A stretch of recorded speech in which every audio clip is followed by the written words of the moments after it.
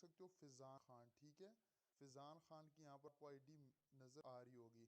तो फ्रेंड्स इस तरह से आप अनलिमिटेड जीमेल अकाउंट बना सकते हो। उसके बाद फ्रेंड्स मुझे बहुत से लोग ये पूछते हैं भाई हम 2 से 3 अकाउंट बनाते हैं, हमारी अगला अकाउंट डिसेबल हो जाता है। फ्रेंड्स इसकी एक लिमिट होती है। देखो यार, आप 2 से 3 अकाउंट, 4 अकाउंट बनाओ एक टाइम में। आप 1 घंटे का रेस्ट लो, 2 घंटे का रेस्ट लो, फिर आप अकाउंट बनाओ।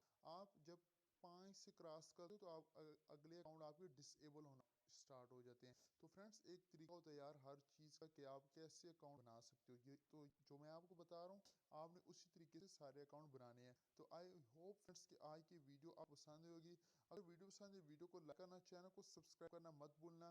अगर एक नेक्स्ट वीडियो चाहिए जीमेल अकाउंट के ऊपर तो नीचे वीडियो के नीचे कमेंट लाजमी कर देना। मिलते हैं